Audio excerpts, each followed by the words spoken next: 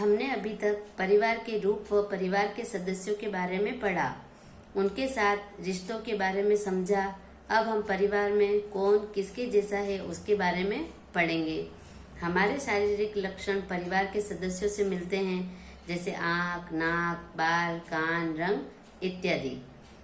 संजना अपनी बहन पिंकी के साथ मामा की शादी में गई। वहाँ उसकी मौसी जी भी आई थी। उसकी गोद में एक छोटी सी बिटिया थी। माँ देखो यह कितनी सुंदर है। अरे देखो देखो, इसकी नाक तो नानी जैसी है, आंखें इसके चाचा जी जैसी है, गोरा रंग दादाजी जैसा है और इसके भाई के चेहरे का रंग तो हल्का सांवला है। इस तरह वह उस छोटी सी बच्ची के सारे लक्षण परिवार के सदस्यों से मिलान कर रही थी। तो यह देखकर संजना ने जाना कि बालकों में शारीरिक लक्षण परिवार के सदस्यों से मिलते हैं। संजना ने अपनी माँ से पूछा, माँ, मेरी कक्षा में अंजलि बाएं हाथ से लिखती है, लेकिन उसकी लिखावट बहुत सुंदर है। इसके लिए उसे इनाम भी दिया गया है। मैंने उससे पूछा कि तुम दाएं हाथ से क्यों नहीं लिखती हो? हम सब तो दाएं हाथ से लिखते हैं। उसने कहा, मैं सभी कार्य बाएं हाथ से ही करती हूँ। मैंने दाएं हाथ से लिखने का प्रयास किया पर लिख नहीं पाती हूँ, क्योंकि अंजलि के परिवार में अन्य सदस्य पहले कभी बाएं हाथ से कार्य करते थे, तो उन्हीं के लक्षण अंजलि में आने के कारण वह भी सारे कार्य आसानी से दाएं हाथ से कर लेती थी। यहाँ हमारे सामने एक सारणी बनी हुई है। आदतें और परिवार में किससे मिलती है। हमारी कौन कौन सी आदतें हमारे परिवार के किस सदस्य से मिलती है, तो उसकी सारणी हम यहाँ पर बना सकते हैं। हम लिख सकते हैं कि हम बात करते हैं तो हमारी यह लक्षण परिवार में किससे मिलता है। हम चलते हैं तो हमारा परिवार में यह लक्षण किससे मिलता है। उठना बैठना आदि ये सारे लक्षण परिवार में किस किस से मिलते हैं। बच्चों के लक्षण अपने माता पिता, दादा दादी, नाना नानी के लक्षणों से मिलते हैं।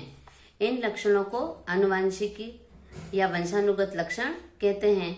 यह वंशानुगमन अर्थात पीढ़ी दर पीढ़ी लक्षणों का गमन कहलाता है, जिसमें परिवार के सदस्यों के लक्षण एक पीढ़ी से दूसरी पीढ़ी में माता पिता, दादा दादी, नाना नानी इनके आधार पर चलते रहते हैं। बच्चों में कुछ लक्षण आसपास के वातावरण से प्राप्त होते हैं जो वंशानुगत नहीं होते हैं, लेकिन बालक अपने आसपास के वातावरण को देखकर ग्रहण करता है।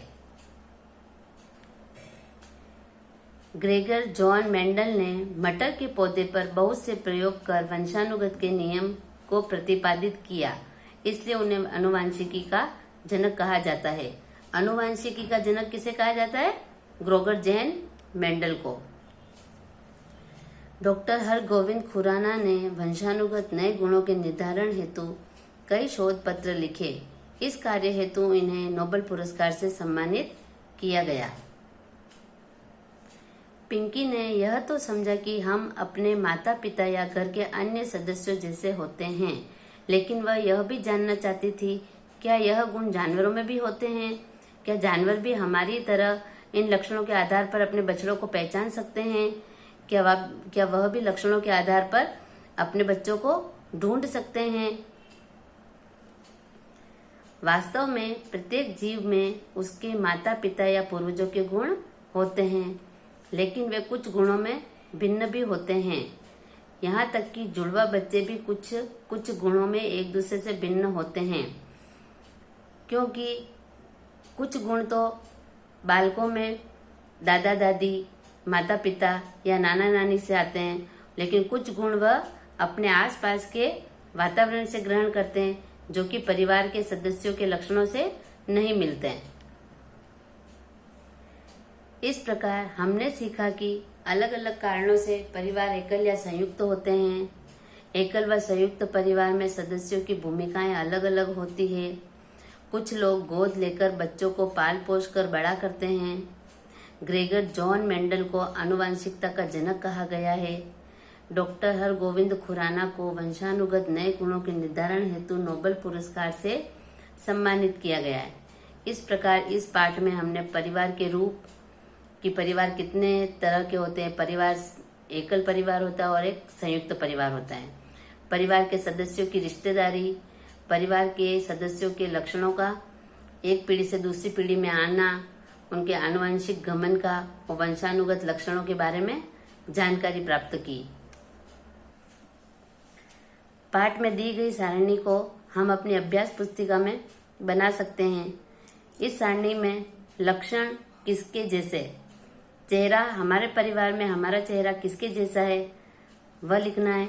आंखें किससे मिलती है वह बताना है। नाक किससे मिलता है, इसी प्रकार बाल, कान, रंग, ये सारे लक्षण परिवार के जिस सदस्य से मिलते हैं उसका नाम इसके आगे लिखना है। इस तरह यह सारणी पूरी हो जाएगी। पाठ पूरा हो जाने के बाद हमें इसके अभ्यास प्रश्न को करना है। एक पीढ़ी से दूसरी पीढ़ी में गुणों का जाना कहलाता है वंशानुगमन।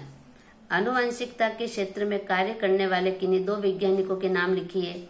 आपको पाठ में बताया गया है, उन दोनों वैज्ञानिकों के नाम लिखने हैं। वंशानुगत लक्षण कहाँ कहाँ से प्राप्त होते हैं, दादा दादी, नाना नानी, माता पिता, इन सभी से। तो हमें ये लक्षण इन सभी से प्राप्त होते हैं, तो हमें उत्तर में लिखना है द इन सभी से। आपकी माताजी की बहन के साथ आपका क्या रिश्ता है, तो हमारी माताजी के साथ बहन का क्या रिश्ता है वह हमें बताना है। संयुक्त परिवार व एकल परिवार में क्या अंतर है, इन दोनों की परिभाषा लिख के इन दोनों में क्या अंतर है वह हमें स्पष्ट रूप से बताना है।